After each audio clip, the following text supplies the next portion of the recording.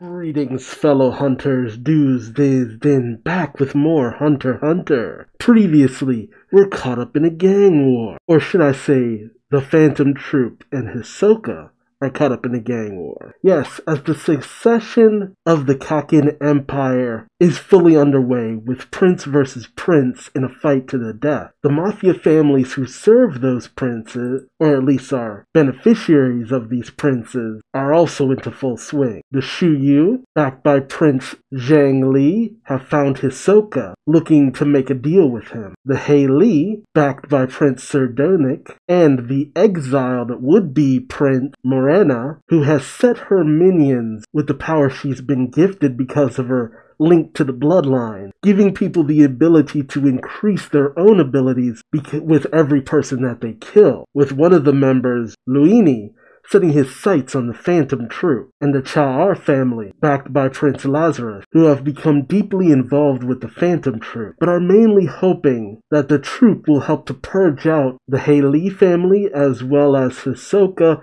and themselves in the process, and they'll mop up after the fact. An endeavor which we've seen go terribly wrong for others during the York News situation. When will people learn? Never bet against the troop. But with Hisoka as their adversary, maybe it won't be the troop who gets the last laugh this time. Join me as I find out, won't you? Alright, so we have Nobunaga, Finks, and Phaeton cornered by Luini and his weird spatial warping ability as he comes through a portal through the thick metal door, confronting the trio, saying, "Whoa there, just wait a second.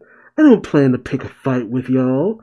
I was thinking we could work together. First we crush the other mafia." But Nobunaga has his sword at the ready. Luini continues. This is Hunter x Hunter, chapter 393, Plea. When dealing with the Phantom Troop, all you really can do is plea for your life. Luini says this was all to go after Cha'ar. Next, we go after Jiyu, and then, finally, the royal family. Once we exterminate the Kakin royals, we take over the ship, go back to our world, and go on a rampage. Let's destroy the world. Together. Yeah, anyone could have seen that coming. Nobunaga, without even missing a beat, just gets the jump on Luini and puts his sword straight through his head. I kind of knew this was going to happen instantly because of the fact that, we've seen it before. Nobunaga has an area where it's like, you move within that area, you're dead. And Nobunaga just tells the probably already deceased or on his way out Luini, "I don't understand a word you're saying about the warehouse. If you did that without wanting to pick a fight, then you're just an idiot. If you're going to talk about destroying the world, then I'll destroy you." It's that mindset of, I live here, dumbass. Why would I want to destroy the world? Up comes Sadonk and his crew coming back to the base, knocks on the door, says, "Hey, we're back." Nobunaga opens the door, and Sadonk thinks to himself, Nobunaga himself opened the door for me. Sadonk is really good at making sure that nobody knows what he's really thinking. He asks Nobunaga, "Where are our underlings?" Nobunaga casually says, "He killed them all. I'll explain." Oh god. So it looks like Luini's ability after it, ended, and he was part way through a door, his bottom half just got somewhere. There's his bloody lower torso just around. Sadonk freaks out and asks Nobunaga, "What is this?" Nobunaga says, "We found the guy who killed the guards in the warehouse, and this is his head." And as he holds up Luini's severed head, he says, "It's been decided. We'll crush Hei Li ourselves." Phaeton adds, "It was fun while it lasted." Fink says, "We're going back to looking for Hisoka. Sleeping guy was lucky." Okay, so that one guy sleeping on the bunk bed was still out cold. Yeah, he got lucky. Everyone else got dead. Tell us anything on Hei Li, like where their boss is. We can do that first. Phaeton says, "We get stuff behind door on right later." And Sadonk thinks to himself, our interests just happen to align, I know that. But it makes me happy. I swear I'll get an autograph from each of them. I'll beg the underbosses for access to the general store the broker mentioned. Oh man, what a fanboy. Oh, yep, there's his bottom half. I guess we pick up with the rest of the Hei Li gathered around in a room, closed off room. We see Luini's bottom half just slump one of the members Damon says losing Luini is a bummer. They were the best way to officially hunt for prey from the hideout. Damon is into construction and he's level 20. You have Gelato, who's a pro gamer, level 19. She says security has gotten stricter. Hunting outside is too dangerous now. Yeah, you shouldn't have let your teleporter get killed off so soon. Perry Gord, who's an investigator's assistant, level 18, says, hey, if someone manifests the same ability, what if someone manifests the same ability as Luini? Bill, who's an arcade employee at level 20, says, huh? Definitely not me. I know what I want already. Perry Gord says, Miranda told us there are innate powers you're born with and abilities you're cut out for. Luini was an emitter, right? Then the next emitter will take over. Gelato questions, you'd have to get to level 21 first. How are we going to level up now? Bill says, I want to be an emitter, but I can't do this. Another guy raises his hand named Vilcante, who's an emitter, mercenary transporter, level 26. He says, so why not use an ability we already have? Damon questions, you mean your door? Vicante says, yeah. Billy says, oh, good idea. Vicante adds, though we'd have to wait until they came to us, or we could invite them. Or is that how his ability works? His ability sounds like a pain in the ass. A voice calls out from behind the door and says, hey, is it okay to open the door? Perry Gord says, yeah, go ahead. It's the two guys who were with that one guy, Padilla, who got killed off by Heinrich. Corole, I think it is, in Traveler. Corole says, anyone an emitter yet? We seriously need something like a firearm. Terragord says, you too? Emitters sure are popular. And one guy, Matver, speaks up, who is a college student, level 18, says, I want to be an emitter. I'm gonna make a firearm. Although Gelato adds, you don't get to pick. Crowley questions, can you destroy handcuffs turned into pigeons? And Matver questions, what? Huh? What does that mean? Teveler says pigeons got Padilla and he was killed. It was the GU underboss's ability. We'd have to get rid of them first from afar. Matver says, you can't know until you try, I guess. We see Crowley, Travelers, and Gelato approach Miranda. And Gelato asks, what do you think, Miranda? Nen pigeons versus Nen firearms. Miranda says, well, I don't know. Experience, technique, total aura, they all affect offense and defense. But ingenuity can make a difference. If one shot isn't enough, create a situation where you can fire more than one. You won't have to be an emitter so long as you can construct the counteract the ability. Adding an ability that lets you find out how many shots it requires can make it a fun game. Make it fun like a game. Corolla says, wow, so why she's the game master. Gelato says, okay, if I'm a conjurer, I'll take that last idea. Miranda asks, do you want to know what you are? Gelato says, no, I want it to be a surprise. These people really don't care about actually doing the dude. We pick up with Lynch and Zakuro of the GU. And Zakuro slowly waking up to Lynch yelling at him saying, hey, wake up! Zakuro says, huh? Lynch? She says, he got you too, huh? Are you okay? Zakuro says, ow, well, I'm alive. Where'd he go? Looks like they were thrown over by the trash. I am surprised he let them live. Lynch says, he was gone when I woke up. That was definitely Hisoka. Did you guys talk after I was knocked out? Sakura says, he was on the way to see a movie. He asked me what I wanted to see. I looked away and he knocked me out. Really? Lynch says, we'll have to let Heinrich know right away. And Sakura adds, he's more dangerous than anyone we've ever met. Yeah, no shit. I guess next we have... it looks like Zakuro got Heinrich and a few other members of the GU family. Zakuro says he's somewhere in the Cineplex. Heinrich says, alright, we don't want him to assume this is revenge and resist. You go back. If we split up, he may slip away. We check each room as a group. Zakuro says, I'll join Lynch and find the Phantom Troop leader. Heinrich says, sure, you got this. Zakuro, you survived near-death experience. Why are you looking for more of it? As Zakuro gets ready to leave, he says, I think if we explain the need for balance and ask for Haley's annihilation in exchange for Hisoka's whereabouts, they'll take the deal. Heinrich says, right. Yeah, no, it's not gonna work like that. And...